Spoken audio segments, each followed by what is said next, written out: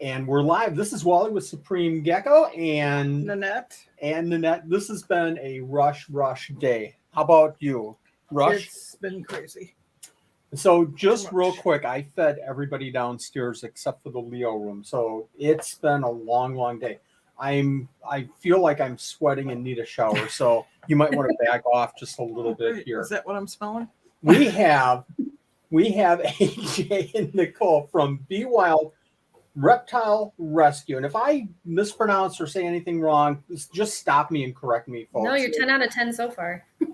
Outstanding. And this is a fun interview. Usually I'm like geeking out over geckos and talking about locations and specific foods and UVB requirements and all this stuff that probably two people really care about. But this is going to be a fun one because I think everybody's going to love this show. Simply because everybody knows about reptile rescues and what all they entail, but how important they are. So what I'd like to do real quick here is, AJ, Nicole, can you just introduce yourselves? Tell us a little bit about yourselves, first of all. What got you started into reptiles? What got you started into reptile rescue? And we'll go from there. Yeah, I'll start with myself and then I'll let Nicole kind of give her bio. But we run BeWild Reptile Rescue, which is a 501c3 reptile rescue located in Durham, North Carolina. We were founded in 2018 and we've taken in around 650 animals since then.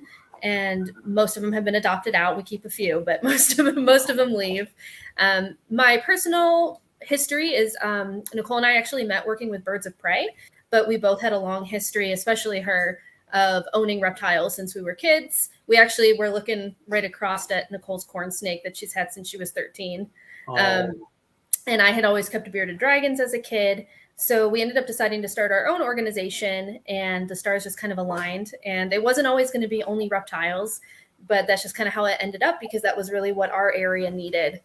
So we do reptiles, amphibians, invertebrates, and Nicole's actually just going to run and grab Estelle right now. She's literally looking right at us, so it's a perfect opportunity. I thought she had a panic attack, like, I'm not doing this live. I'm done. So there's Miss Estelle, Nicole's very first snake. And she still helps teach kids today about reptiles. So she has some arthritis. She's starting to show her age there a little bit. But yeah, so Nicole and I met doing that, decided to start our own organization. My degree is actually in film. So I really didn't have a history of this, but she's going to go do that adoption real quick. Okay. But while I was doing film, working in film, I became really interested in film festivals. And through that, I discovered nonprofit administration. And so when I graduated, I really decided to end up using those nonprofit skills with animal rescue. So it did kind of overlap.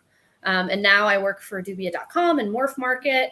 And Nicole, I'll kind of give her bio since she ran off, but she has a biology degree from UNC.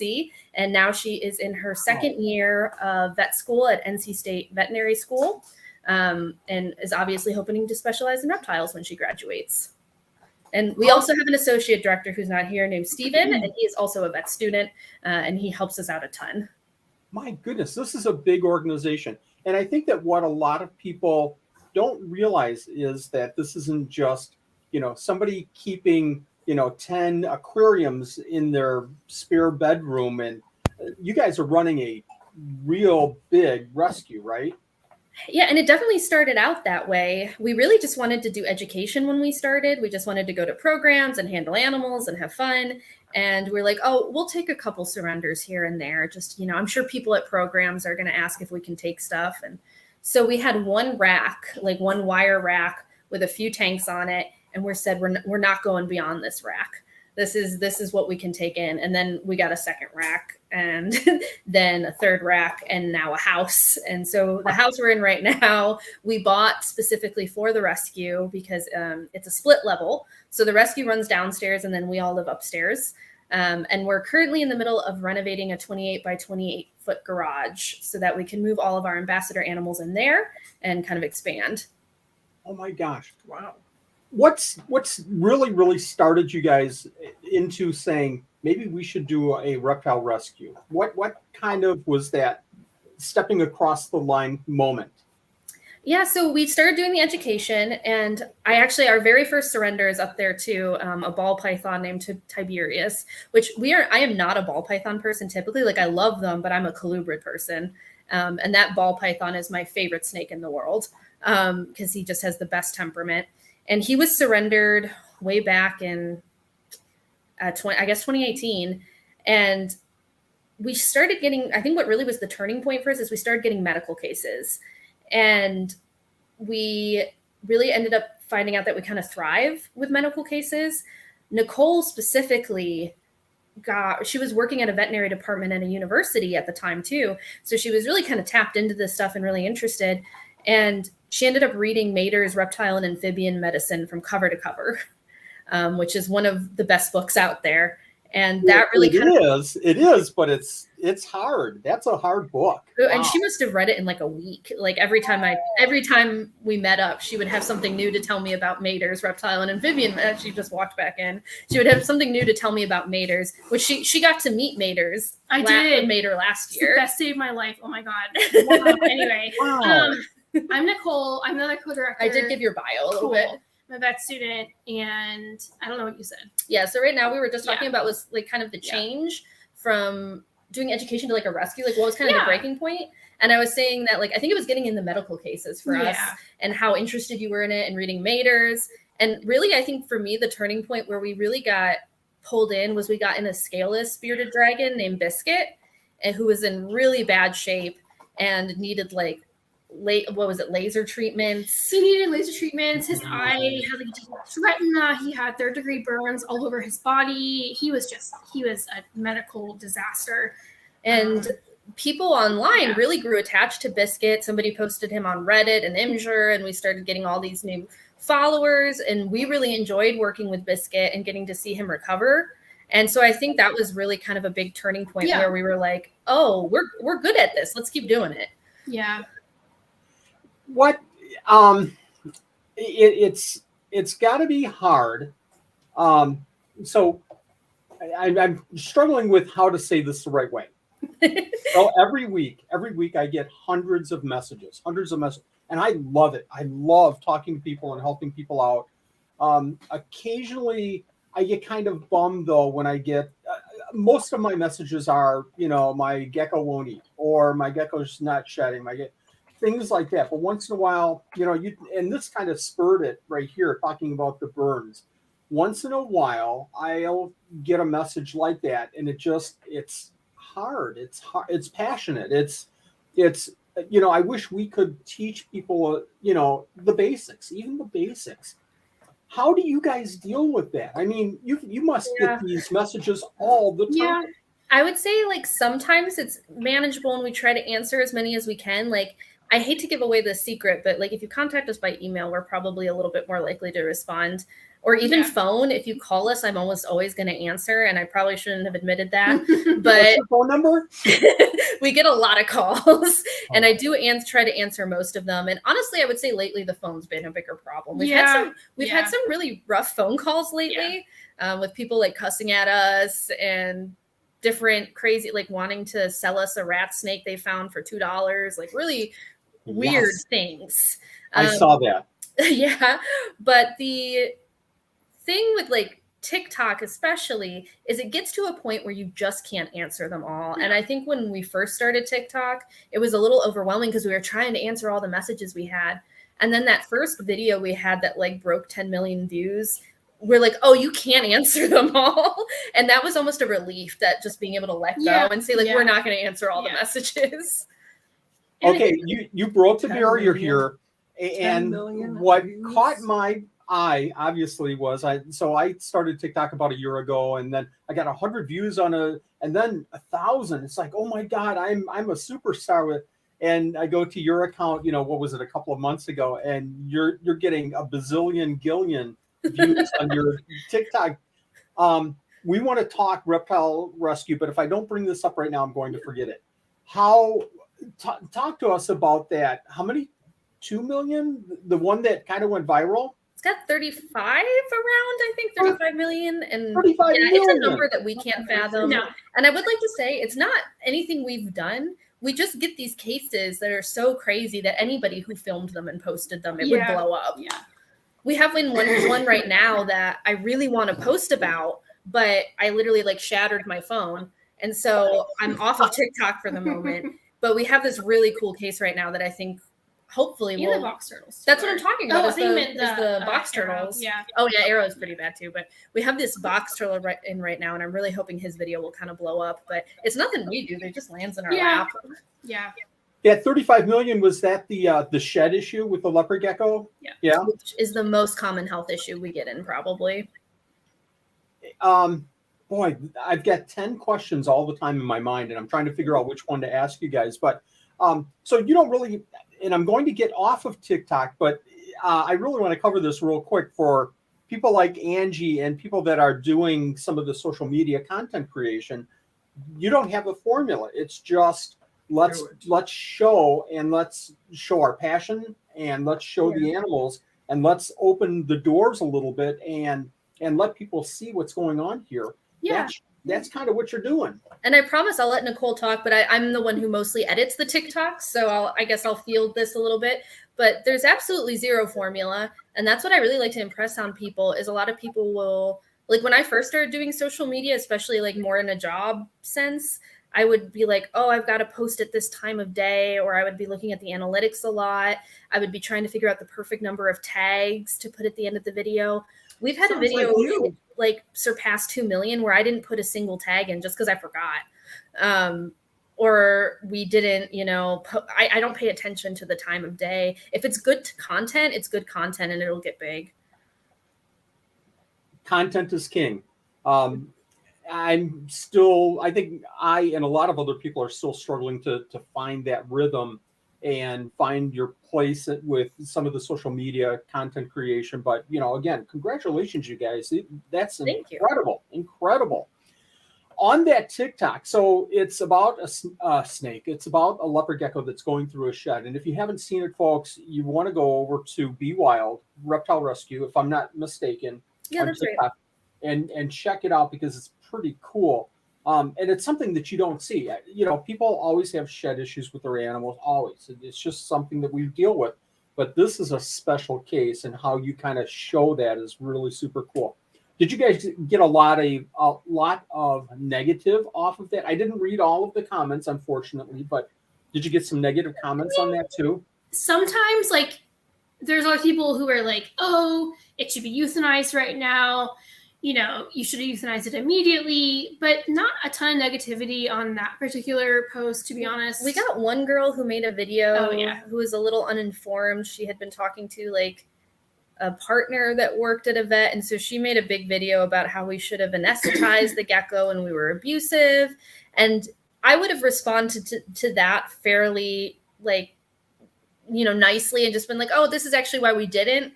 Because we are very much don't be doing surgeries at home. No, absolutely there is a line you shouldn't cross. With leopard geckos specifically, it's that we've talked to our vet about anesthetizing them. A lot of the times when they come into that condition, it's not really worth the risk of anesthetizing them because of the condition that they're in.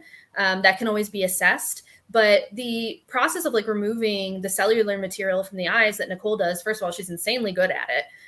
It's really not going to be that painful for the gecko. And they it's kind of weird how little they struggle while we do it. Often when we first pick up a gecko like that can't see, and we're trying to just take shit off their tail, they're kind of wiggling around, they're stressed. Almost as soon as we start working on the eyes, they kind of calm down. So it's we can't know for sure how they're feeling. Nobody can, but our vet doesn't believe it's painful. And there's a discussion too on using a topical anesthetic in the eyes. Our vet doesn't think that's really effective because they actually have scales over their eyes. So it doesn't really work the same as it does in a mammal. Plus two, you can use stuff to soften the material in the eyes and just kind of knowing the anatomy of the eyes, a little more in depth than your average pet owner does. Yeah. So it's not just a random person digging in an animal's eyeball. It's we have vets we work with all the time. We've seen the procedures done. They've taught us many things. I'm a vet student myself. So it's a little different than just assuming that, we're digging around in an animal's eyeball. That's not what happens. And our vet is on TikTok and follows us. Yes. Her name, I think the TikTok account is under Selena Locke, if anybody wants to look it up. But yeah, this person kind of just had a lot to say about that without being super informed. And then they also threw in there that we must be stealing donations too, which that's when I was like, I'm not even going to address that. Like, you're really out of bounds here. And she did eventually take down the video, but that's really was like the worst we've had. And that's not, I expected much more, just because whenever you get a lot of views, you get a lot of opinions. Yeah. Get a lot of opinions. You're mentioning something that's so important. And I feel, I've been doing this for 20 years with leopard geckos, crested geckos, and some pretty rare geckos. There's a limit. There's a line that I draw of how far I'm going to try to help an animal. And the eyes is one thing. Anything with the eyes. And the mouth is another one that I just, if it's the tail and the toes and things like that, I don't worry too much about that. But you guys, it sounds like you have a lot of experience. But more importantly, it sounds like you're working with it doesn't sound like you are working with a vet, or maybe several, and kind of going through that whole process. And now you've got the experience where here's my line, but that line keeps perhaps moving forward. And as you feel more and more comfortable with this. But how receptive is the vet that you're working with some of these questions? And I'm sure that the questions are kind of going down now after you guys have been doing the reptile rescue for a while. But how receptive is the vet to working with you guys?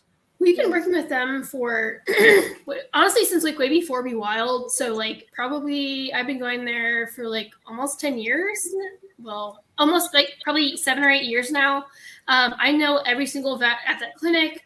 I'm also a student, so like I've observed surgeries there. I've been in the back, and they show us things they don't show most people because like I'm in school learning to do everything anyway. They'll come to like our school and do talks with us. So I think when we first started bringing animals there, we were just another client, and now we spent $26,000 there last year. Yeah, we're there about 30 last year actually. I think we're there about once a week with cases. We observe surgeries. We're there with euthanasias and necropsies sometimes. So we're there about once a week. Yeah, I should also note too that we have 3 veterinarians on our board of directors, and two of them are actually still at that clinic. So we definitely have a different kind of relationship with them than I think most clients do. And one of the reasons we put them on our board of directors is because the moment we cross that line, we want one of them to be like, no. So we're really a big proponent of nonprofits not creating yes boards. You want a board that's going to tell you when a line has been crossed. And that's the big reason why it's really important to get 501c3 too, because if you don't have 501c3, you don't have a board behind you to kind of have that check and balances system. You threw out a figure and you just glossed over it. I want to go back and I want to emphasize that number.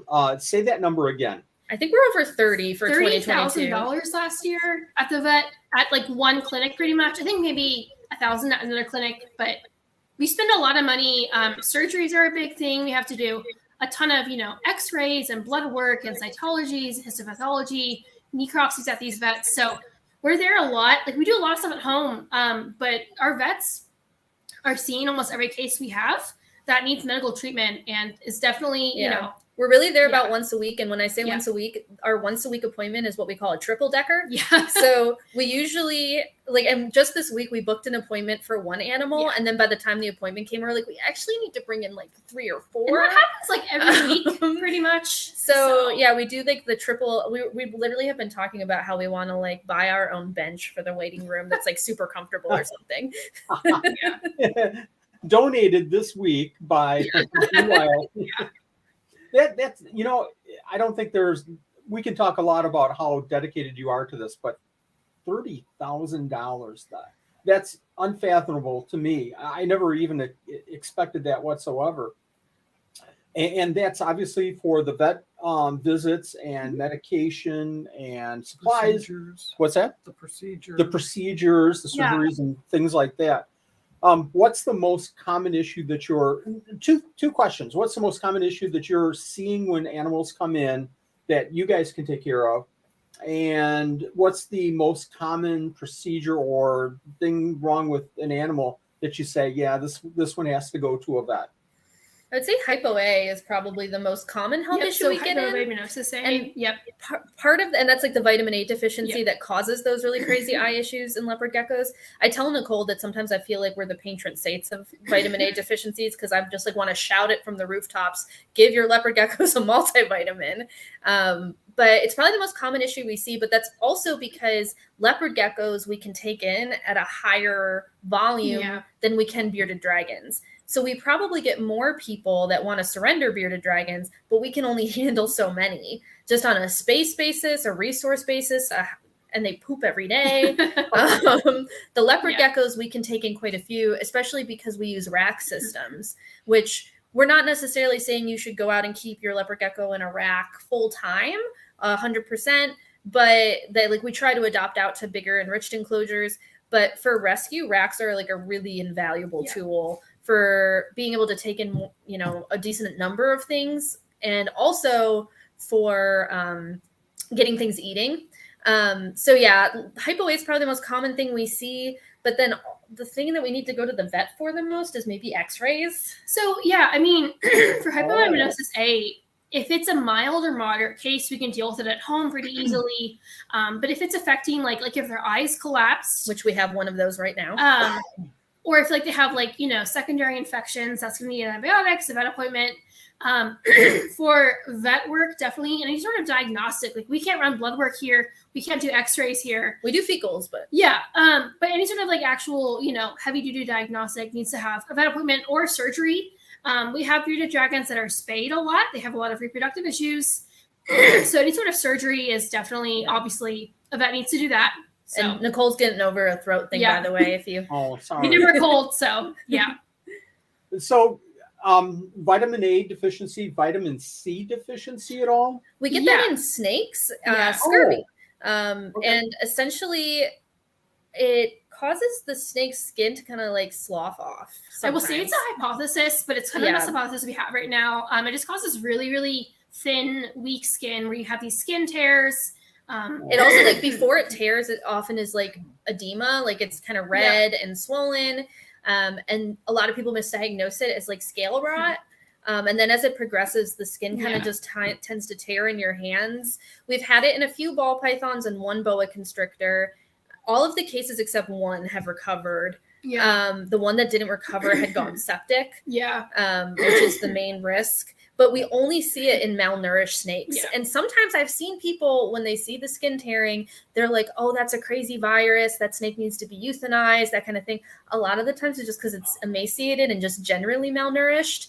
And if you give them some vitamin C and get them on a decent feeding regimen, they'll often bounce back. Though we're now finding that sometimes their skin stays a little fragile. But you can't suture that because their skin is it's just too weak. So our vet uses skin glue for that. And now we can do that here, you know, because we learned that you can't suture it. It'll just rip right out. You just got to basically glue it shut and wait for them to heal up. So interesting. Very interesting. They're talking about vitamin A deficiency. I'm sure that there's a couple of other things that, you know, you get animals in. Let's talk about leopard geckos, crested geckos. Specifically, we'll talk about snakes in just a second. But you get these animals in, and in your mind, you're going, I just wish this person would have done this. What is that one or two things that the average hobbyist, average keeper is done maybe not correctly when they bring in an animal for a rescue? And you could say, you could have fixed this so easily if you would have just done that. And I'm not blaming, I'm just trying to say, people know that you need to do this so that you can avoid some of these issues. Yeah, and that's why, like, to be honest, we really kind of blame the pet stores more than anybody. We're pretty... I'll just say that Petco has tried to file a cease and desist against us. So we're not... A lot of people think we're anti-breeder, and I mean, I work for Morph Market. I wouldn't really say we're anti-breeder, but we are pretty critical of some of the big chain pet stores because of the misinformation. Chain pet stores, So not like your mom and pops, like every single one of those is going to be different, but just some of the chain stores. And so I would say like one multivitamin, give also general calcium and UVB light too for like bearded dragons, because we get in bearded dragons that, you know, their spine is kinked and curved, and it's even more important for chameleons. Chameleons, dragons, iguanas. it's like if you had a regular UVB light and giving a calcium supplement, that's completely preventable, you know? Yeah, and I guess like some other just like a little bit more random ones would be like people put like please don't put your water dragons in glass tanks. Yeah. That has caused us a lot of issues. Yeah. And then also just safety as far as put your heat pads on a thermostat. And then especially like some of the worst, like probably the most depressing case we've ever had to date was a chameleon that was owned by a PetSmart employee who put the heat lamp, the wrong type of heat lamp too close to their basking spot. And he had 4th degree burns, which means that goes to the bone. Yeah. And he was just really hard because Nicole spent a lot of time doctoring him. And he was also one of the few nice chameleons we get in. And we worked really, really hard. But with burns, you don't know how bad it is until it's kind of reached the final stages. So we kept thinking he had a chance. We actually had his casque amputated. Because it was burned all the way down to the bone on his skull. And then the last day before we decided we had to euthanize him, we could literally like the last of his burns came off and you could like see his scapula. And that's when the vet was like, that's not recoverable. So those are the cases that really hurt the most too, just because burns are so painful and they take so much treatment and then you still lose them sometimes. So that it's like heat lamps is a big thing for me. Just be safe with your heating elements. I had a long discussion on Facebook recently. Somebody was saying, I'm going to get the word wrong. No, it was heat lamp. What was the exact question? Should I be using somebody suggested that I use a heat lamp for my crested gecko. And I came back and I said, I should have spelled it out a little bit better than I did. And I got hit pretty hard, but I said, please, please, please go back to this person and say, never, ever, ever use a heat lamp. And got scientific documents. Crested geckos need a gradient heat. And I should have said that first and then come back and emphasize, don't use a heat lamp for crested geckos.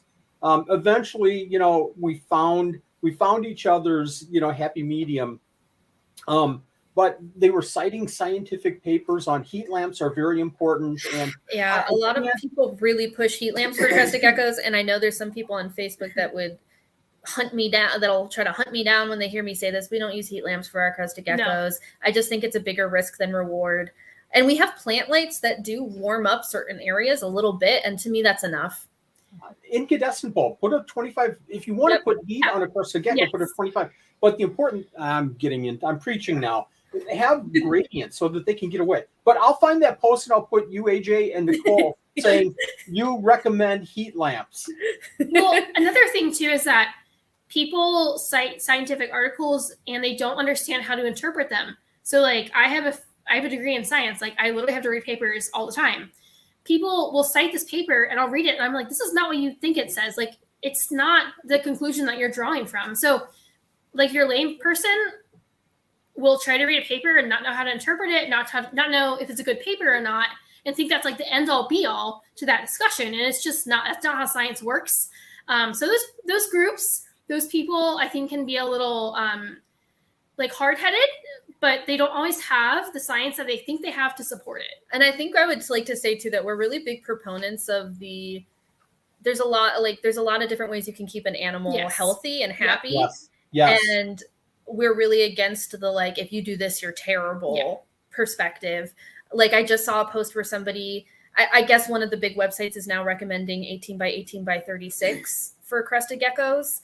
Is saying that's the minimum for one. And somebody was posting and was like, oh, I can't imagine having to upgrade all my crested geckos to that. Do I need to do it?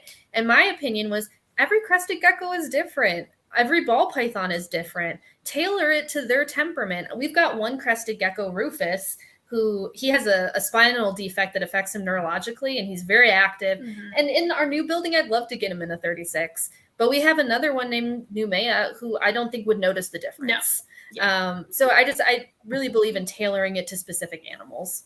It's that. It's above and beyond. You know, I say this all the time. Everybody's situation is different. Our house here in Wisconsin is just bone dry in the wintertime. Bone dry. So we're misting all the time. We're making sure that these animals are hydrated as much as possible in the winter. And I could say, I mist every single day. And somebody else will come back and say, we don't mist at all. We put water dishes. So that's what you need to do. You're over. But two things. Number one, you have to think about your situation and your conditions. But number two, you have to think about your experience as well. Maybe a heat lamp, I'm not even going to say it. Maybe an external heat source is okay as long as the animals can get into a range and then self-regulate, and get away from that heat as much as possible. And maybe we just lost our lights. Lost the lights on. Maybe our lights go out at 7:00. So maybe that's the key sometimes, is to make sure that these animals have big enough enclosures, which is the trend in the hobby, to get away from something. So, if you're watching your animals every single day, and I'll be honest, I go down there and I look at my animals all the time, that's different. That's why you get nothing done. That's why I get nothing done. That's different than somebody that just has their animals and they go in, 2 times a week and feed them. And I'm not saying, people are doing that intentionally, but sometimes you get busy. Yeah, and I've seen it done successfully. Like, I've seen crested geckos be given heat lamps, and it worked out great because of the way they set up the cage. And then I've seen it end in tragedy. Like with what's her name? Peach. Yeah, we have a adopter who adopted one of our crested geckos and did a really great job. But when she first came in, she had a heat lamp on her cage, and she came in, she had stuck shed everywhere, and she had stuck shed over her eye, and it ended up in her eye being super, super swollen with like a bunch of fluid because she had all these stuck spectacles. And that's a humidity issue, which is made worse by having a really, really bright light in a really small cage. Yeah. But most things can be done successfully if you do it right. And then there are a few things, and I'm like, absolutely no, never. Like heat rocks. Yeah, absolutely no, never. I would say that we're pretty I would say cohabbing bearded dragons is a sticking point for us, just because we get in so many sad bearded dragons from it. It's like missing limbs. I'm sure there's somebody out there with like a 10 by 10 enclosure and cohab bearded dragons that's rocking it. 10 inches by 10 inches? No, I mean like 10 feet by 10 feet. Like somebody with like a zoo enclosure that's really doing a great job. Right. It's everybody is different. My biggest contention is sometimes, I'll see you can't cohabitate crested geckos. And I do it. But again, I'm watching them, and if I see one sitting off in the corner by itself and it's not eating, and I know when it's not eating because only half the food is gone, I know there's an issue, and I adjust that day, so every single situation is different. Yeah, and I think a lot of it's just about like not judging people too hard as long as their animals are happy and healthy. Like, we don't personally cohab leopard geckos, and we typically don't adopt out to a cohabbing situation, but we have an adopter who has a beautiful, ginormous bioactive enclosure where she cohabs 2 female leopard geckos. It works for her. I won't do it myself, but I'm not judging her situation. Yep. If it's working and there's no issues, absolutely. Tell us, we've kind of diverted into some details here. Let's back up about 3 steps. Let's talk about the whole reptile rescue process. I have one animal. It's a bearded dragon, and we're moving. Oh my gosh, we're moving. What am I going to do with this? We've had that call like 5 times this week. I cannot imagine. So how do I take care? Number one, how do I find somebody that will take care of this bearded dragon? I know in our area, we should call BeWild Reptile Rescue, but if I'm in, Florida or California, how do I find somebody? How do I find the local reptile rescue? And is that the best option that I have, or should I just take it to Petco? So please don't take it to Petco, anywhere else. But we have a few recommendations. The first is that if your animal is healthy, we recommend personally rehoming, but doing it responsibly. So we actually, if we have a wait list of like 30 to 50 animals at any given point waiting to come in. Yeah. So when somebody messages us wanting to surrender something, the first thing we send them is a guide on how to responsibly rehome. And it says, if your animal is healthy, this is the next option you should seek while you're on the wait list. And it recommends Facebook groups, like some of the local Facebook groups, and like Nextdoor. Nextdoor is really great if you have a pet that would do great with like a family. Like if you have a turtle, you're not going to find a rescue to take it probably if you have an aquatic turtle, because most rescues are just overwhelmed with them, or they're like us and simply doesn't take them in just because there's too many and we can't even make them have space. Honestly, turtle filters have been making our breaker switch. So it's a big problem for us. So we don't do aquatics very much. But like, if you have a turtle, go to Nextdoor, find a family that, is looking for a turtle, because that's going to be your best bet. And then also asking the right questions. So we encourage people to use our adoption application when they're rehoming. It doesn't have to be exactly our application, but they can go through and say, oh, what kind of enclosure are you going to keep this new animal in? What kind of diet? Do you have a vet? Those kinds of questions. That's really all it takes to be able to, it's like I tell people all the time, I don't have a superpower that makes it easier for me to rehome things better. That's why we have bearded dragons that we've had since January, or we've had Chinese water dragons up for adoption for 1.5 years. It takes us time too. But if you really need to go the rescue route, I need to update it, but there is some rescues on Morph Market listed. And then on Dubia.com, there's a list of most of the rescues that have 501c3 throughout the states. That's a good place to look. Like I think you said Florida. I know a good list in Florida. But I would definitely recommend trying to seek out a 501c3 rescue. That doesn't mean that every non-501c3 is bad, and it doesn't mean that every 501c3 is good. But it's the one piece of paperwork you can get to legitimize yourself as a rescue. So it's just kind of my opinion that if you're not trying to get that piece of paperwork, you're not taking it very seriously, or there's a reason you don't want to get it. And again, it's that checks and balances system. Like without a board of directors, you're just one person making all the decisions. And to me, that's how like hoarding situations happen. And we've seen it multiple times. So yeah. So I have my bearded dragon. I reach out. I find you. Number one, I reach out, and I'm going to get to that, Cassandra, in just a second. So That's a really good question for us specifically. Yeah. I reach out to you guys and say, I have a bearded dragon. Can I bring it in? What's the next step? Is it a guarantee?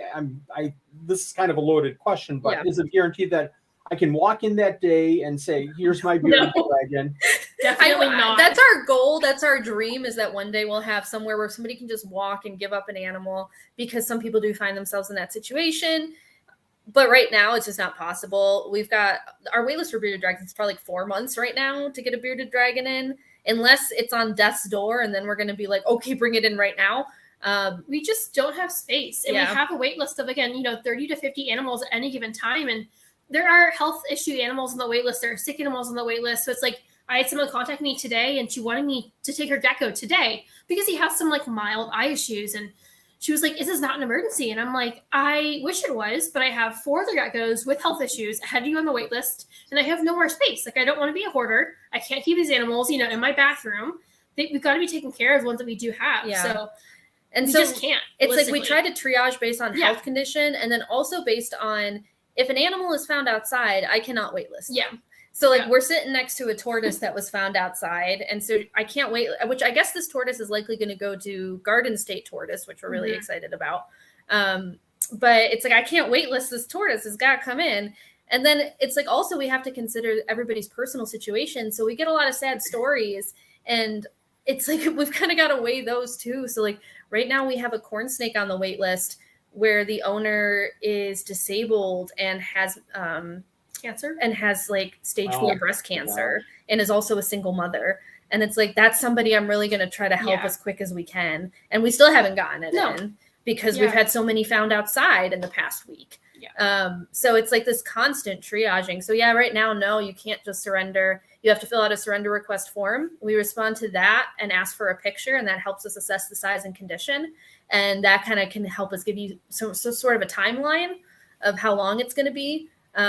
And then you just wait until we have a spot opens up, and we send you that rehoming guide. And if your animal is sick and we can't take it in right away, we'll recommend you to our vet, and hope that they listen. What I say too is we try to help, but the owner of the pet is responsible for their animal. So people will try to guilt us and being like, "Oh, well, my pet's going to die if we can't take it in." I'm like, it's not my pet, it's yours. So I'll try my best to take it in to help it, but it's your animal. It's your responsibility ultimately.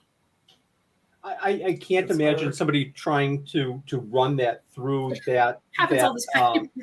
I know, and I know it has to be weighing on you guys, but at some point you have to draw the line and say, "Can't do it." Can't do it. Yep. And that's a good approach. That ultimately it's the pet owner's animal, and it's their responsibility. But you're going to offer a service to help kind of smooth that transition. And people get really upset sometimes more at other rescues than us. We haven't seen it too much, but I've seen it a lot with like wildlife rehabs, especially where they think the government is paying the rescue. So they think that they're owed this. Yeah. And it's like, no, we don't make a salary. Nobody we work pays full-time us. jobs, and I'm a student.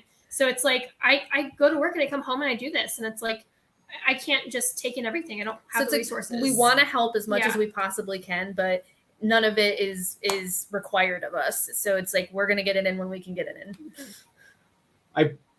We go through the time frame. I bring in my bearded dragon. I just turn it over to you guys, or is there more paperwork, and then what happens with that bearded dragon at that point? Yeah. So we usually have a second form. Nicole handles all of our paperwork and emails, and then I do the phone. So Nicole's usually involved in this part more. But yeah, so we take them in. We usually schedule an adoption appointment, and again, we'll run out of our house. So surrender appointment. Again, we'll run out of our house. So it's like people usually meet us outside and we take them back, and we usually try to let every surrenderer at least see the rescue room, and they can usually see we're in our ambassador room right now. They can usually see in here too. And we just like to do that for transparency's sake. And there's always exceptions to this, but if a rescue doesn't want to show you their facilities, that's a little bit of a red flag for us. Yeah. You should probably want to see where you leave an animal before you drive away. At the very least, like, they should have photos of their facilities, or like previous, like, live videos they've done, or videos of their animal rooms. Because you want to see that it's clean, that the animals are, being quarantined properly. So after the bearded dragon is handed over to us, everything is done digitally as far as surrender paperwork goes, just because of COVID and everything. We keep it for at least 30 days to make sure it's healthy. So that quarantine period is really crucial for us to tell, is it eating well? Is it healthy? Does it have parasites? Does it need to go to the vet? And we keep it as long as we need to. So we had an animal here that was here for a full year before she could be put up for adoption. We give them any surgeries they need, any medication they need. They go to the vet as much as they need until they're cleared for adoption. And then they're put up on the website for adoption. And then you have to fill out an application to apply to adopt that animal. Perfect. Hey, viewers, I see some excellent questions. I'm starring them. We're going to come right back to them in just a second.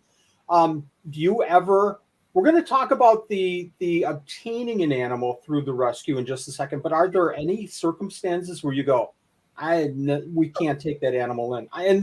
What came to mind was leopard geckos and crypto. That's a great point. So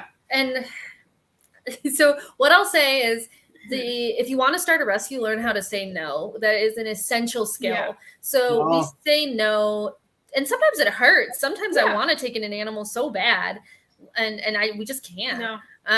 So we say no to adult iguanas.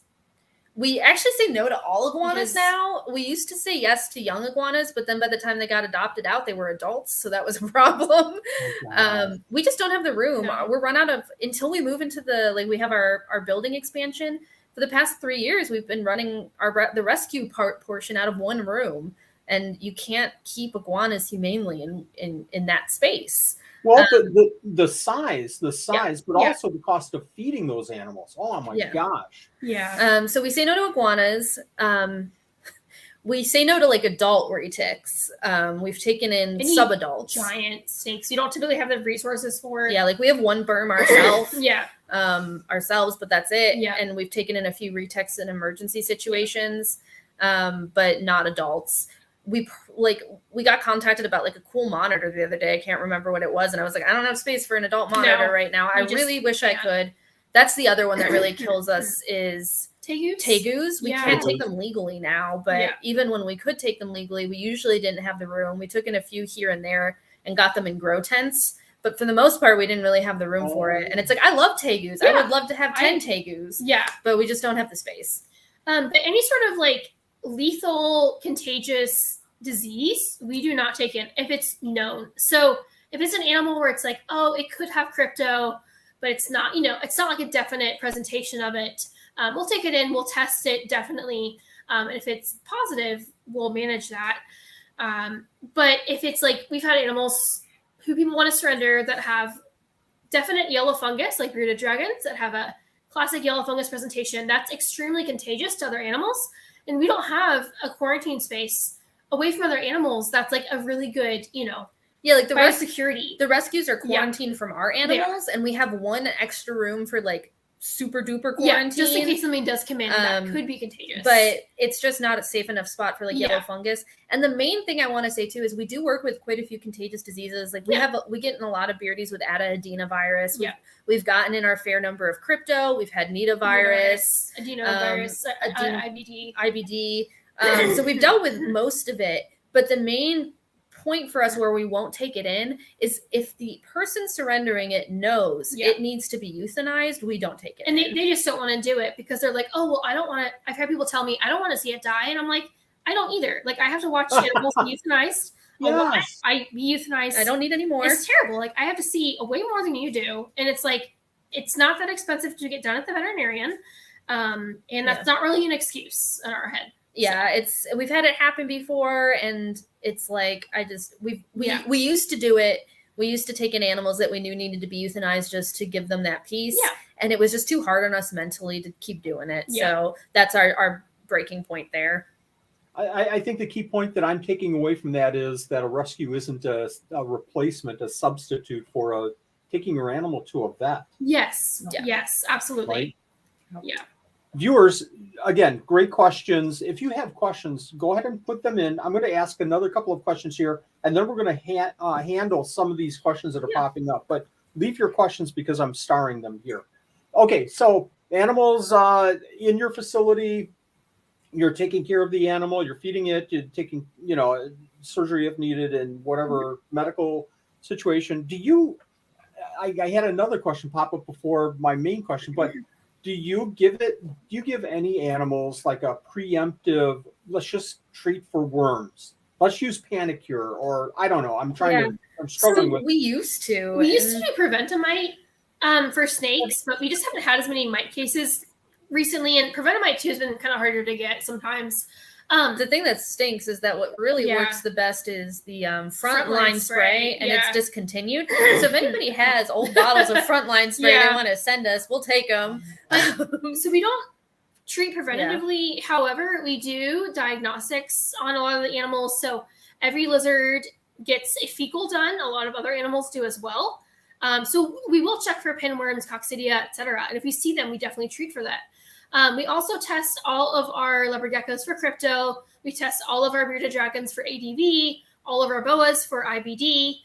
So we are testing for, all of the contagious, typically non-treatable diseases. And I would actually say that I wouldn't say it's bad, but we do think people should be careful with the general untargeted preventative treatments. Yeah. Not because they're dangerous, but because it lulls you into a false sense of security. So I hear all the time people that work with imports being like, well, I gave it Flagyl.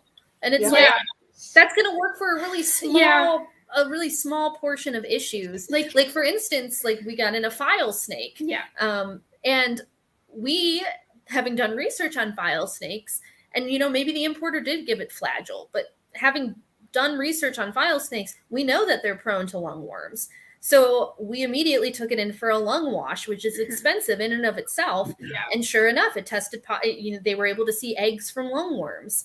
That's a $1,500 surgery to actually get them. Is it really? Care of. You have to go into the lungs of the snake with an endoscope and physically remove these giant 5-inch worms. And then it's like multiple treatments with what is it? It's praziquantel, which you can't get without a prescription. So metronidazole does not work against that. Panicure does not work against that. And those worms are zoonotic. So if you don't treat it, you could catch them. And I know people who have. It's bad for humans as well. So it's like that's a $50 snake that if you actually want to keep it alive and keep it humanely is a very expensive animal. So we did the $1,500 surgery and now one of our volunteers has a $2,000 snake that he got for free because he's a volunteer. So, yep.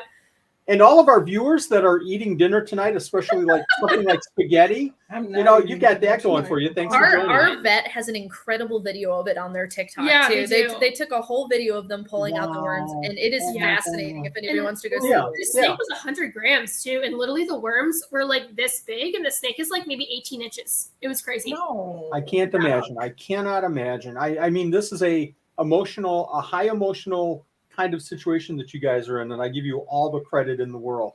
So the animal's in. Here's the question I wanted to ask, and I got derailed by myself.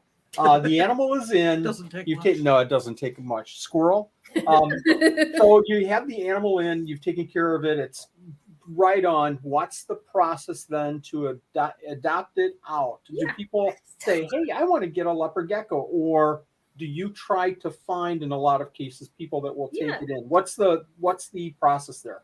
So every single person is different. I would say that usually they end up calling us first. So I usually end up having a conversation with us. Not every time, but maybe half the time at least, or 75% of the time they call first. And so usually they come in with something in mind. We of course get the calls from people who have no idea what they want, and they're like, hey, can I come by the rescue like today and look at stuff? And I'm like, I understand why you want to, but they don't realize this is a house. So it's like, we're going to have to, we have to kind of weed people out a little bit. So we do ask for an adoption application first. So you have to at least get what species you want down. So if somebody calls and they don't know what species they want, then I can kind of talk to them about it. So I'll usually kind of go over what animals we have available, what might be the right fit for them. Like a lot of them are looking for something to handle, but then they want to get like a turtle. And I'm like, you're not going to be hanging out with your turtle like that very much. Or they want a chameleon, and I'm like, your chameleon is not going to want you to hold it. Sorry. So oftentimes it's really easy to kind of direct them towards what they're actually looking for. But a lot of them come to the table knowing I want a ball python, or at the very least, I want a snake. And then most of the time people see a picture on our website and fall in love with it. And so they are like, oh yeah, I want, like we have one named Jeep right now. I want Jeep. But then sometimes they just like apply for ball python. And once they get approved, they can come and meet all the ball pythons and pick out whichever one they click with the best or they like the best. The application is about 4 pages. It goes over diet, enclosure, just general husbandry. We do reference calls. I used to think reference calls were pointless, but we have weeded some people out from reference calls because like we call their reference and their reference is like, I do a trick question where I'm like, do you know if they have any other reptile experience? I'll make sure that I'm prepared for that. Yeah, for when you adopt. I'll be like, do you know if they have any other reptile experience? And then their reference will be like, oh yeah, they had an iguana and like 3 bearded dragons and a monitor and a couple snakes. And I'll be like, they didn't list any of that on their application. Where are those animals? So that's how we really get a good feel, which like, there's nothing against rehoming animals. It's just if you're not honest about it on your application, that's when we have a problem. And then we do the last thing, which I think is the most important, and we didn't always do it, and I'm so glad we started doing it, is we require an enclosure photo before they go home. And I've often had a lot of people ask, like, well, you can't get that many bad like adopters. I wish that was the case. And I wouldn't say they're bad. They're just not the right fit for like our animals. But we've had people send fake enclosure photos. That's happened several times. Like we just had somebody do it, and I only found it because they stole it from the admin of a group I'm in. So that admin posted a picture of her snake enclosure, and I was like, I've seen that enclosure before. The picture has eBay right in the upper right hand. Yeah, or like they'll just steal something. Like people are crazy, and we've had people get declined and then send another person to adopt for them. And my personal favorite, somebody that that's bearded dragon ate a penny. They didn't want to pay for the surgery to remove the penny, which we had to treat for zinc toximosis. That's a thing. So they didn't want to pay for any of that. So they actually surrendered it to our vet. And then our vet said, the deal we have with our vet is if somebody surrenders an animal there, if we pay the bill, we take the animal, which it's not like I'm dying to get the animal. We just want to help. But so they were like, hey, if you pay $1,700, you can have this bearded dragon. So we paid the bill, took the beardy, and then they sent their nephew to try to adopt it from us so that we would just flip their bill. I was like, love it. Who's thinking that whole process through? Seriously, who's going, okay, but if I do this, and then I'll just go back to the rescue. I would have been a lot more sympathetic if been honest. If they had been honest about it, or 2, if they hadn't just posted about this big huge truck they bought, and I was like, okay, I think people think we're stupid too. Like we have Facebook, we have TikTok, like we can look you up. Like everything is public. We're not, hiring a private investigator. Like everything you post is public. We can see that. So I don't get some that. some people's kids. Here's a great follow-up question to that. Once you adopt an animal out, do you check on the animal and see how it is doing? So we get a lot of updates, but we don't seek them out unless it's a really special case. Yeah. And that's just because I'll be honest, it's too many. I wish we could, but the logistics of that are hard. And even if something is not going well, we don't really have a legal recourse to reclaim the animal. Oh. So it's like, I mean, because once you adopt it out, like we can ask somebody to resurrender. We've done that before based on, how an animal's doing. But it's like we don't always have any power once the animal leaves, unfortunately. I will say we've never not gotten an animal back. Like if we did find out an animal was in a bad situation or we saw it for sale somewhere, we have always gotten it back. I've had a friend drive to Virginia to get an animal back for us. Wow. Drive like 4 hours there, 4 hours back to go get an animal. So we've never not gotten an animal back. But we don't, it's a really sticky legal situation. So it's not like we can demand it back. But it's like we do get a lot of happy updates. We get some sad updates too. That kind of stinks when we hear, that an animal we worked really hard for, really hard to like rehab didn't make it very long in their new home for one reason or another, which luckily that happens pretty rarely, but it does happen. But yeah, so for the most part, it's happy updates. And the one thing we do is we do set up an adopters group. So we have a Facebook group for all of our adopters to join where they can post updates. And that kind of gives us a central place where we can get all the updates. And I love that. Yeah. We get to see so many happy tales. And, like, they don't have to post them. It's just like, if they want to. But I love seeing updates of like new animals in their new homes, so. I don't know if you guys have thought about this or if this happens with other rescues, but if this were a sales business, maybe, and I'll take my business for example. I supply food. I'll send a note out after about 2, 3, 4, 5, 6 months and say, hey, you bought and thank you very much. Are you ready for another order? But maybe some kind of a tickler email that would go out after a month and say, hey, if you have any questions, let us know. I don't know. Yeah. We actually just had one of our volunteers start doing some behind the scenes like email, like they're actually going to help us run our Patreon channel, which is nice. We're not doing a good job of it. We're just I don't have time. I do the TikTok, she does the Facebook, and the Patreon was just kind of getting left behind. Our Instagram is a mess. But so we're just now having a volunteer for the first time kind of take over some of that side of things. And that's something I would love to get her to look into too. Or one of our other volunteers is into like email follow-ups or even just like, oh, do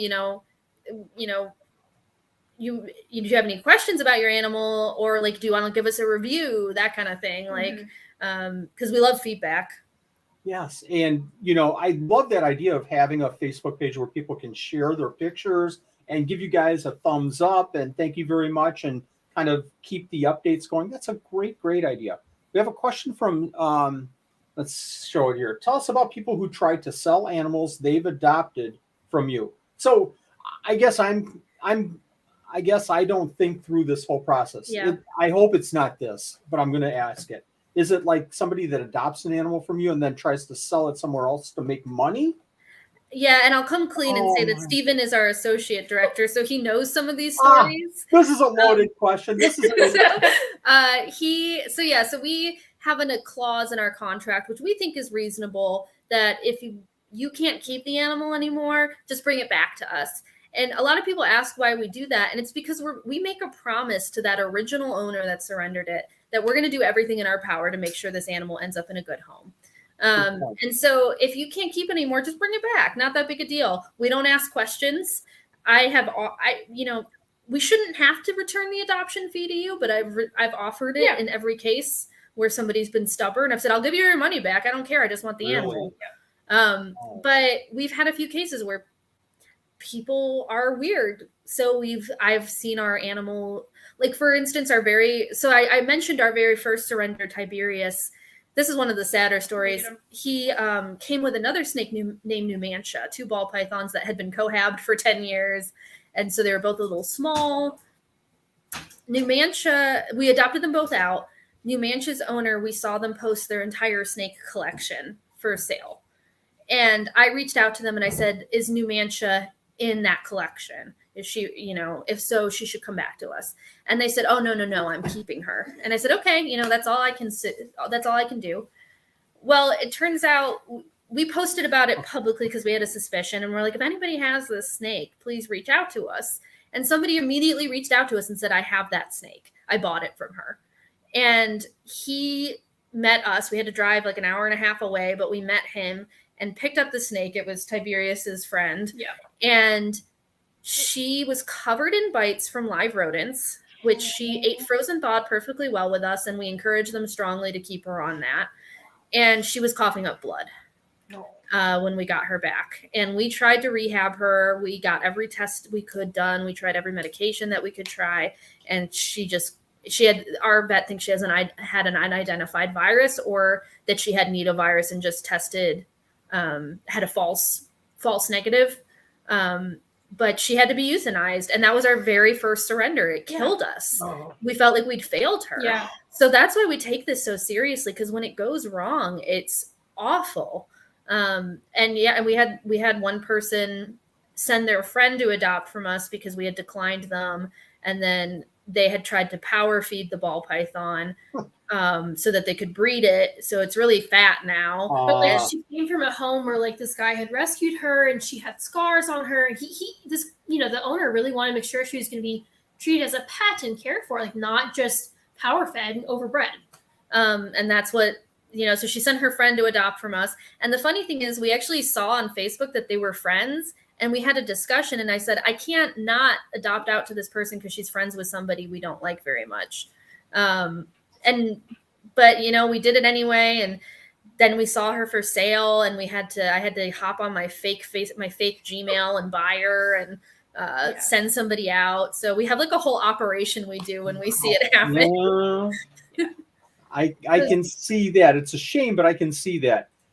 Cassandra, thank you for your patience, because I'm finally going to go back to your question here. Would you adopt out to classrooms in schools? So this is a really good question, and the answer is not usually. And we've gotten flack for it. I don't care.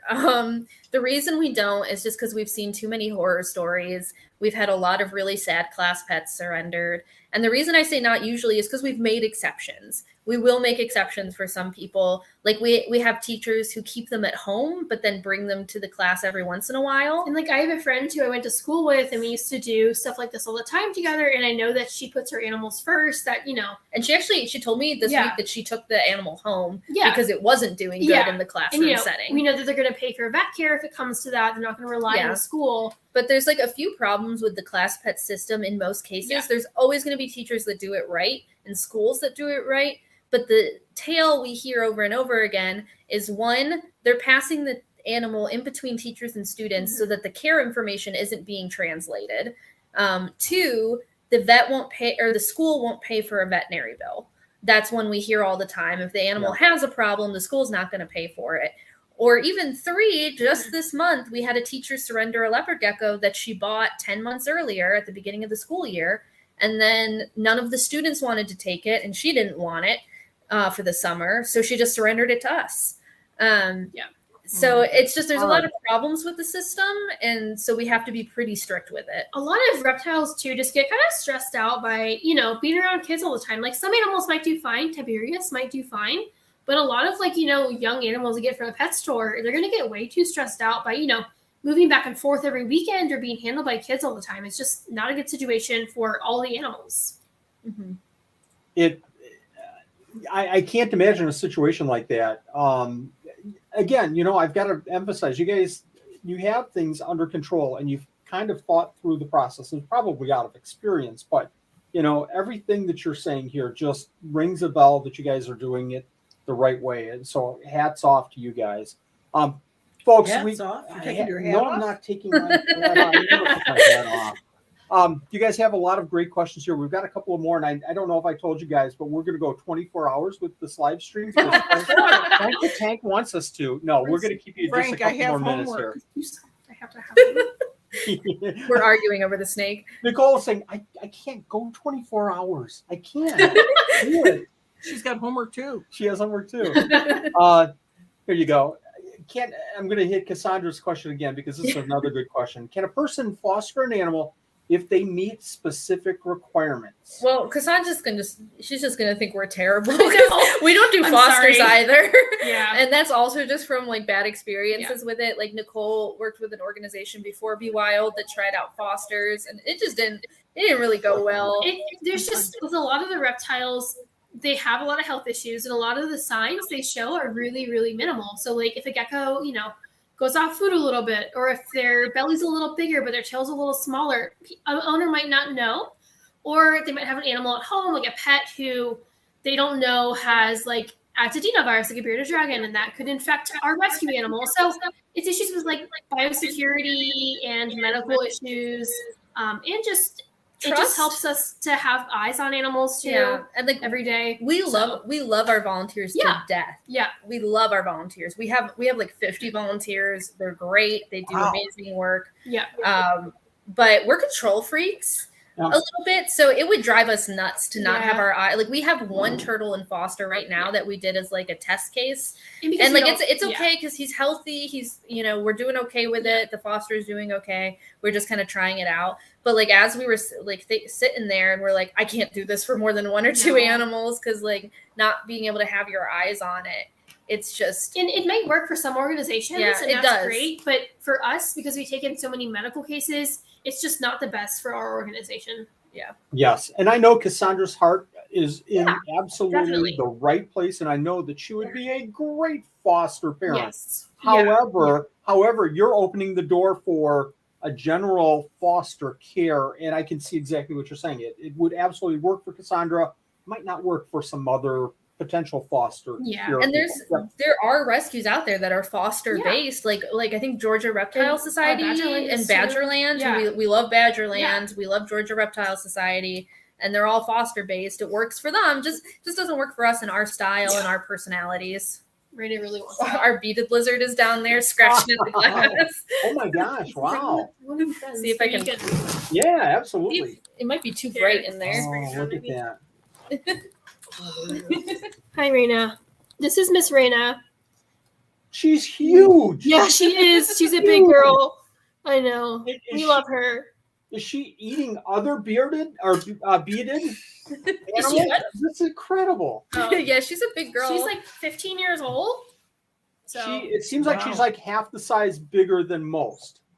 Yeah, and we found her on Craigslist. She wasn't. We like to be transparent. She wasn't a rescue. We paid money for her. But they're illegal in this county unless you have an exemption, and we have the exemption. So we were like, I don't know how many other people here can have her. So we took her on, and no regrets. The owner was having problems like getting enough rodents for her to eat as well. So she was a little thin and dehydrated when she first came in, but she's really thrived here. So beautiful animal. Yeah, we love her. Jennifer's asking, how do you handle hoarders? We have certain individuals that surrender tons at a time. They are all in terrible shape. We tried to stop people from selling to them. Some are illegal. That's got to be a tough one too. I'm not sure about hoarders specifically. We've had people that have a lot of animals and they've surrendered in like big.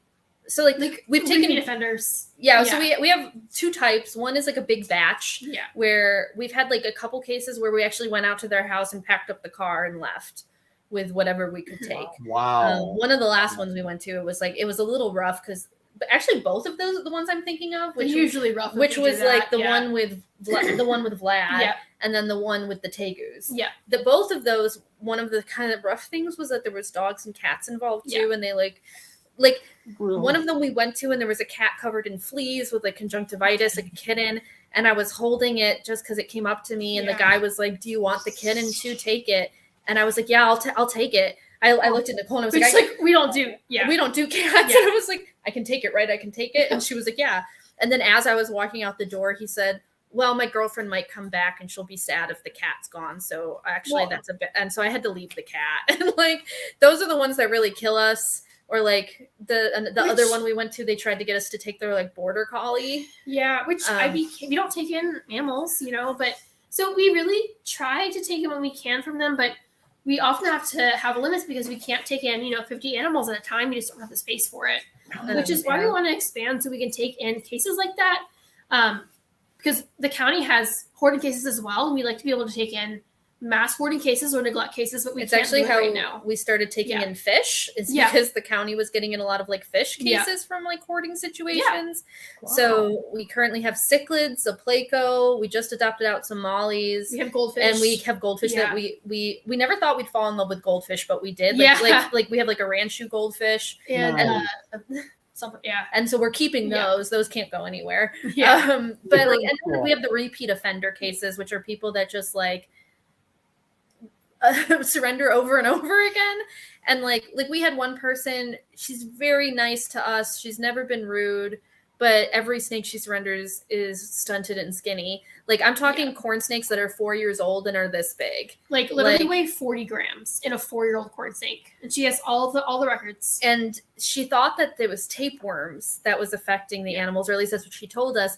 So we've taken in like 14 animals from this person, and we've Yeah. tested every single one for tapeworms, and none of them have had tapeworms. Yeah. But we just kind of see it as an opportunity to talk to those people Yes. and be like, Yes. so your animals are just generally malnourished. I would try upping your feeding schedule, and we're here for future surrenders if you need us. And she's taken us up on that and surrendered other animals. Oh, And that's the goal. But of course you do kind of, there's only been 2 times that I've tried to cut somebody off at the source and tried to get people to stop selling to them. And that was somebody that was abandoning their animals in grocery stores. It took us a while to figure it out, but it happened often enough that I finally had one of the stores pull security footage and got animal control involved. And it turned out it was a man with dementia, and he really just needed some help. Yeah. But so animal control would go out and talk to him and say, like, don't buy any more animals. You're done. We found a chameleon, a Cuban night owl, 2 day geckos, 2 water In the dragons. store? water dragons, all in grocery stores. Just left in the box. And different grocery Yeah. stores. just left in the grocery store. There was parakeets that we Wow. didn't Yeah. take in. Yeah. And I tried to cut him off at the source because he just couldn't remember that he wasn't supposed to be Yeah. buying reptiles. And then there's one repeat offender that goes to all the local expos and buys animals, and it never ends up well. And he's come up to me at expos and just handed me bags with Yep. snakes in them and said, "Here, this is yours now," and left. Jeez. And I tried to Unbelievable. the breaking point for me was he got a snake. I'm not going to say names. He got a retic from a very well-known influencer and convinced them to send him a retic for free. He thought it was a ball python He just didn't. because He he's wasn't just, really he's just mentally not there. he's just Yeah. got some issues Yeah. too. And he tried to surrender it to me before it came. It was still in the mail. And I was I like, don't know. oh, come on. And it wasn't a small retic either. It had like some age on it. And I ended up, he wouldn't tell me who gave it to him, but he dropped enough hints that I figured it out and actually talked to the person. And they were like, oh, it's yours if you can get it from him. And then before I could even get it from him, he had traded it to a Petco employee Yeah. for another ball python to house with his own ball python. Yeah. There's other things going on that probably you guys can't control. This is a it's a habit. So he's one of the few people too I've tried to cut off at the source, and also one of the few people I've called animal control on. Just based on, he calls me every once in a while and tells me a crazy story about like his loose tegu in his mobile home or something. And so I've called animal control on him. And Wow. Just for wellness checks, but for the most part, we just like try to be nice and try to be there for those people so that they'll keep on coming to us if they need us. we do have For a surrender form as educational well. purposes. Yeah, we're just. Yeah. I saw a Yeah. question about a relinquishment form. Yes, we do have yes, a surrender yes. form. Yeah, we do. We have one that like is, legally you relinquish the rights of your animal to us. But if we're at a property and like people are just handing us animals, and the person might not have access to a computer, it's just a little different. So Here's a great question. How often do people try to bring in, how often do people, I'm sorry. Can you read? No, I can't read. How Where's my often do glasses? people try to bring in native wildlife? I'll help you. Thank you. And I don't even have my glasses on. That's a question that makes me laugh because Nicole and our co-director Stephen both also work with the turtle rescue team at NC State, which is our local university. So that's who handles turtle rehab in our area. And so sometimes we'll all be sitting in the living room watching a movie or something, and somebody will call and say, hey, I've got a turtle that got hit by a car. And I'll answer and I'll say, oh, I'm sorry, we don't handle that. That's actually the turtle rescue team. And then I hang up the phone and it rings again. And then Steven or Nicole picks up their phone and takes the same call. Yeah. So people call us about native wildlife quite a bit, but we always just transfer it to a rehabber that has a license. And the only difference is if it's something that we know is not releasable. So for instance, right now we have in a few box turtles that are definitely not releasable. And in those cases, it comes to us. And the rehabbers will transfer to us as well if they figure out it's unreleasable. Jennifer's asking, what happens to the large animals that you can't take in?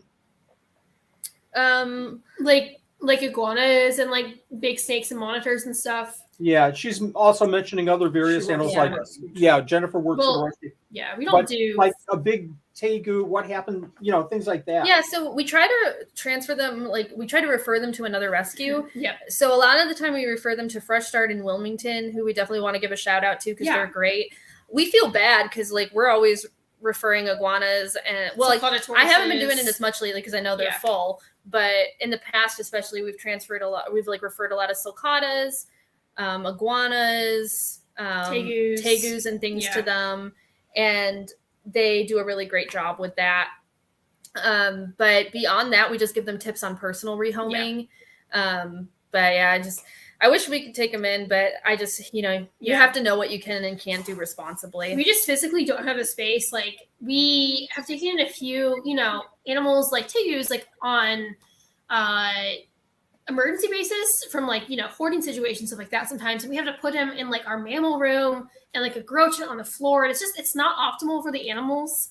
And then we try to transfer those animals out to another facility as soon as we can. That's the other thing too, is sometimes if there's like a big case where we know the animals really need help, we'll call in other rescues. And before we take them in, we'll say, okay, who can take in what? And we'll say, this is what we're getting. I'm going to send this to Fresh Start. I'm going to send this over here. And then we'll kind of organize the whole thing. But there was only really like 3 active rescues in North Carolina and the other one just closed. So now it's just us and Fresh Start. But that's kind of one thing I've been doing with like working with Morph Market and Dubia is trying to come up with a better rescue network so that we can kind of all work together on big cases. And Georgia Reptile Society, they took in like 100 leopard geckos from a bad situation and they shipped them all over the country. So we got 15. I think Fresh Start got 15. So most of the rescues throughout the United States took some in and we all kind of pitched in and it worked out great. Yeah. It sounds like somebody's waiting at your door to drop off like 100 dogs. That's just our dogs. And we're literally getting another dog tomorrow, so we have problems.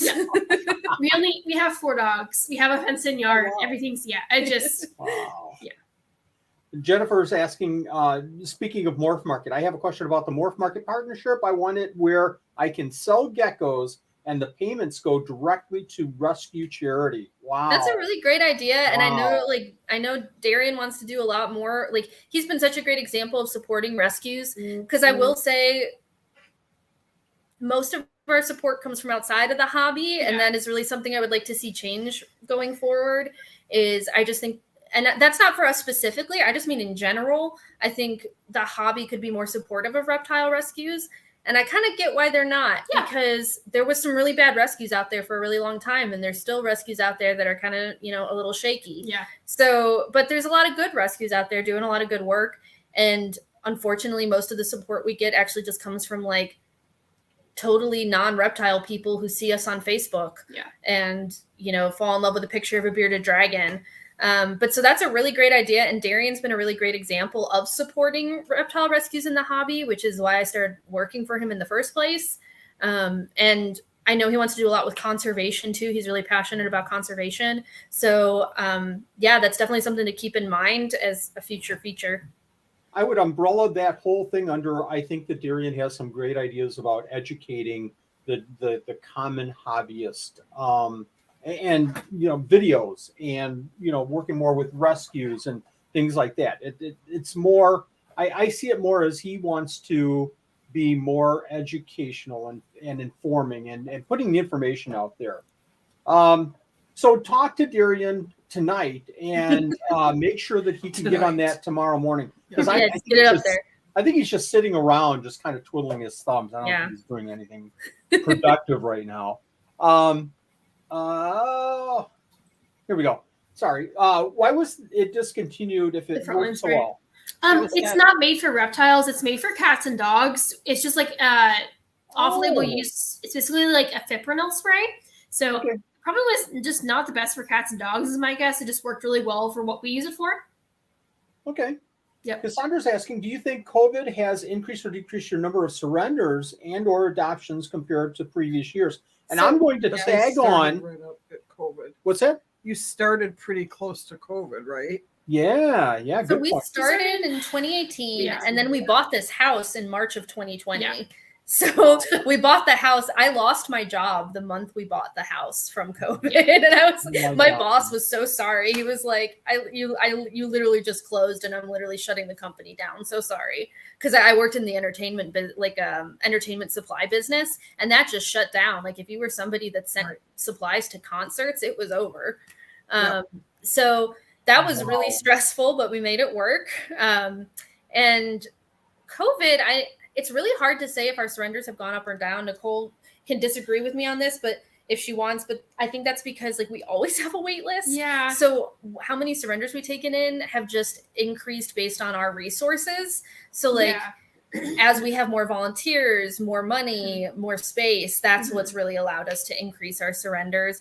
But during the height of COVID, we got in a lot of surrender requests from people that couldn't afford the vet bills. And that was really understandable. Because they had lost their jobs or because, their vets had closed down or weren't seeing certain cases. So that initial spike we did have, and now it's kind of, the same as it was before, I guess.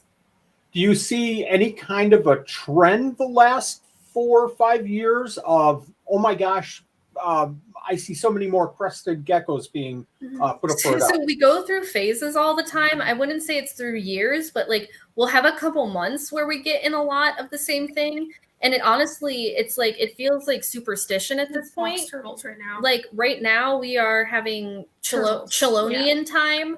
So like we've had in a lot of box turtles, a lot of tortoise requests. And like, I love tortoises. Like we have a pair of Aldabras that was surrendered, and they are like the love of my life. I love tortoises. They are a lot of work. So we can only take in so many tortoises. So the Chelonian face kills me. Like we have cherry head redfoots on our wait list right now, and I want them so bad, but like we just don't have the room. Or like I think we have a leopard tortoise maybe on the wait list, or it was on the wait list. But they're off now. But they dropped off because we couldn't get them in time. Yeah. So that's the thing that kind of stinks too, is like sometimes the animals we want most are what we have to say no to, just because we don't have the space. But yeah, we definitely go through phases. We went through a ball python phase last month or a couple months ago, where it was just like ball python jamboree. And unfortunately, I love the normals, but it's a little bit counterproductive when we have like 20 normals surrendered, because that's just harder to adopt out. So that gets a little frustrating because people call and they say they want a ball python, and then they find out it's all normals and they don't want it. Or we'll have one more fin and everybody's fighting over it. That really kind of irritates us. Like when all the same, because we love them all, honestly. Yes. And we'll get in like one really fancy morph, and then it's like a showdown. Or it's like, that snake has like a really poor temperament, for example. Like we had a beautiful champagne surrendered. So mighty, so mean, like bit me multiple times. And then we have these really, really sweet normals that would be great pets, but no one wants them. So. Yeah, and it's like there's certain animals too, just species-wise, that people tend to fight over and adopt out really quick. Yeah. Like I know as soon as we get into hognose, it's gone. The applications are going to start flooding. I can imagine. Jennifer's asking, I know that Critter Crazy donations have really dropped. How are you guys doing financially? So we're in like an interesting spot financially, I would say, because we had something happen where we were renovating our building, our outbuilding, which we knew we wanted to do that as soon as we bought this house. Like that was in the plan. And we paid a contractor $3,300 as a deposit, and he took it and filed bankruptcy. With a rescue's money. It's not like he never talked to us again. No. Like, he did. he let us on for a few weeks and then just dropped off the face of the earth. did it to a whole bunch of other people too. Oh my gosh. And so we did kind of like a fundraising effort in response to that.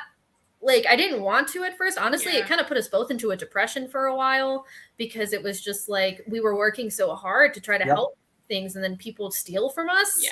Like, I know not everybody loves reptiles, but like, give us a break.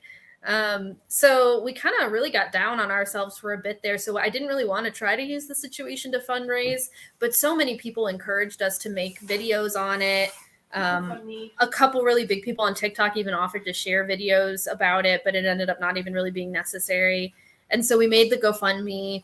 And so we had quite a bit of money donated towards the renovation. And then we found this angel man who this is my first time like mentioning him publicly, because I'm going to do a big shout out video for him. And I want to like publicize him so much, but I'm trying to like just get all the details I can about his company and wait till the project is finished. But we found this angel named Michael who is doing it for free.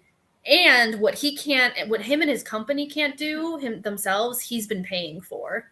So he paid for an electrician to come out and get us all our outlets set up, and he's paying for an HVAC unit.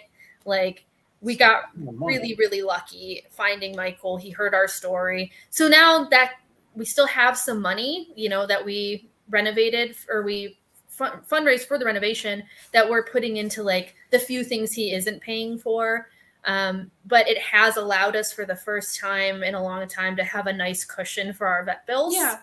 And for upgrades too. So like for our new rescue room, we're going to have like, some more vision cages and some more enclosures for different types of animals. And for our new ambassador room, we have some new cages for them. So the Burmese python we had surrendered a few months ago, we got like a cage with a really good deal from Custom Cages. Yeah, it's like an influencer deal thing. So we got a really good deal on a huge like 10 by 7 by 7 cage for them. So we're gonna be able to give a lot of our rescues like a much better enclosures that we wouldn't really have been able to do if the contractor hadn't gone through that. Yeah, so we got scammed, but it ended up kind of helping us in the long run.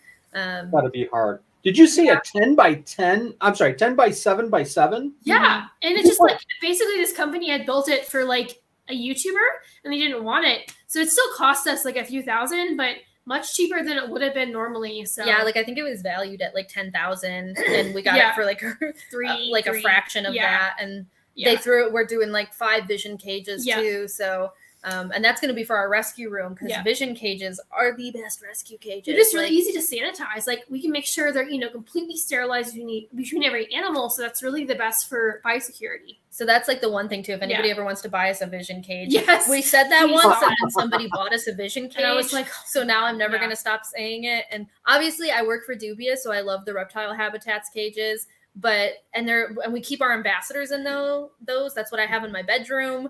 But for rescue work, visions, man, they're the best. Yeah.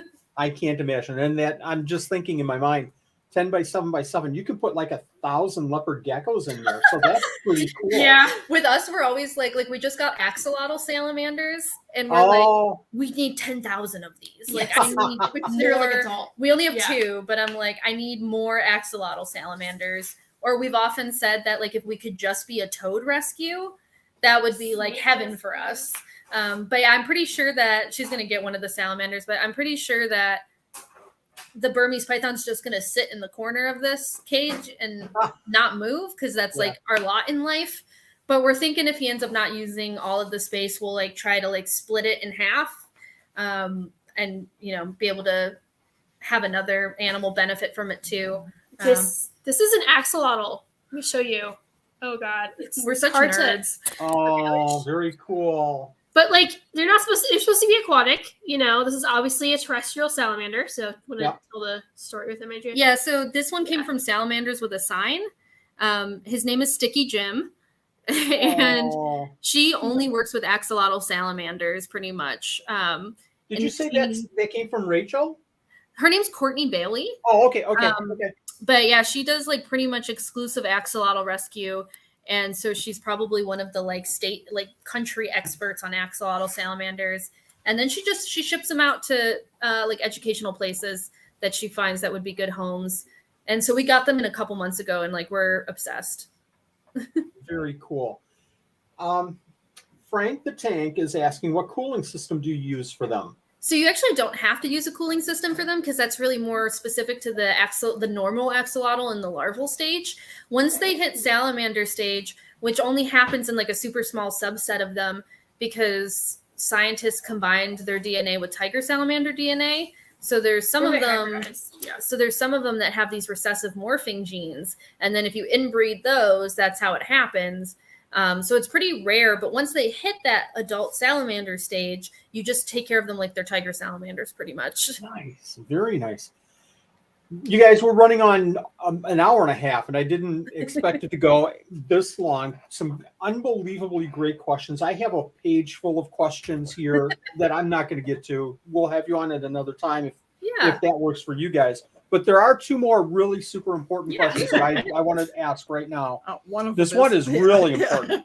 And this has been kind of lighthearted all the time, but we need a serious answer here. Okay. I hate to kind of bring the show to such a serious point, but the question is, who's your favorite volunteer? Owen, right? I've got a lot of really good ones. Owen's great. Sarah's great. Tyler's great. We love Ben. We have so many favorites. I just said Owen to mess with Steven, but we do love Owen. Yeah.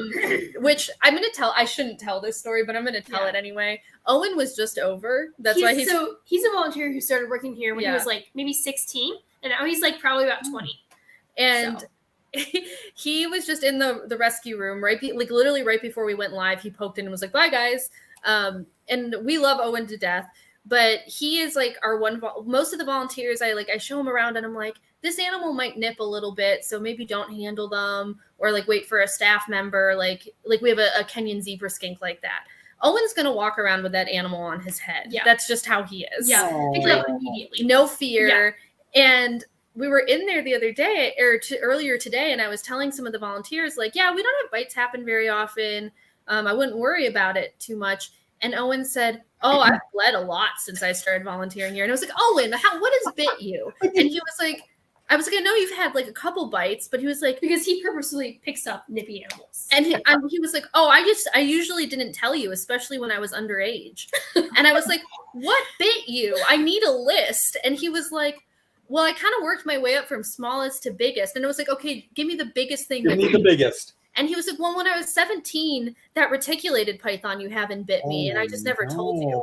And I was like, "Are you kidding?" Like, we've never been bit by a retic. No, because I was just, he never bit me. He was like, he was like, "Oh, I just, it wasn't bad, and I just never told you." I was so mad. He just put a sweatshirt on over it. So he's like, "I just put on a sweatshirt, and you couldn't see it." Oh my and I was like, "Owen."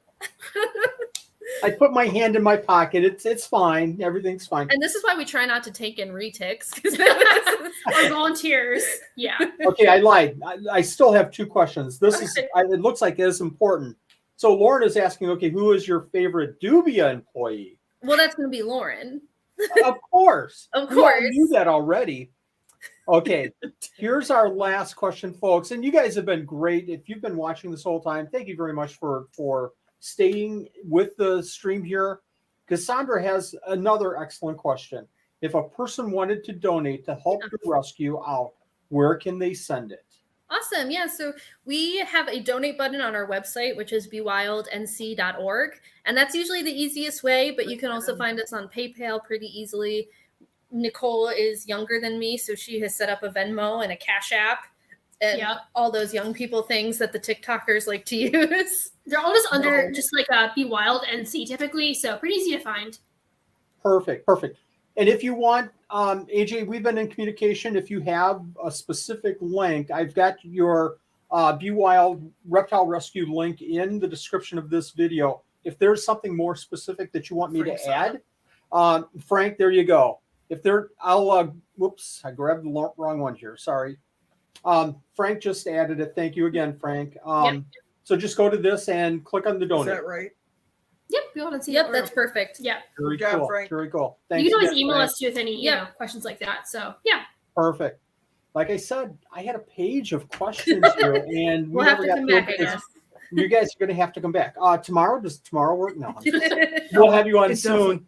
This has been great. Again, I get too geeky with isopods and geckos. This was so refreshing having It's you very guys educational. on. Very educational. Well, I don't know if you know, but that's how I found you originally. Yeah. It's because AJ was obsessed with you. She loved it. I would be sitting in the living room and be like, Wally Kern makes the best isopod videos. She was like, he responded to a comment from me. Like, I'm so excited. And that was like probably 2019, maybe. Yeah. So yeah, I've Okay. been watching your videos since like 2019 because I got really deep into the isopods Yes. for a while. Yeah, Nanette goes, poor thing. And I'm going to say, my hat's going to fall off because my head is slowly growing. Thank you very much for watching Yeah, us. thank Stephen's you. available tomorrow. Steven's available, so we'll have just Yeah, give me a have call. Steven on. Call me, Steven, and we'll talk. Folks, thank you very much for joining us tonight. I hope everybody enjoyed themselves. I hope you got your questions asked. This has been a blast. Can't thank you enough, both of you. Thank you very Thank much. you very much. Thank Have a you. good Very one. good. Thank Great you. show. Bye-bye. Bye. Bye.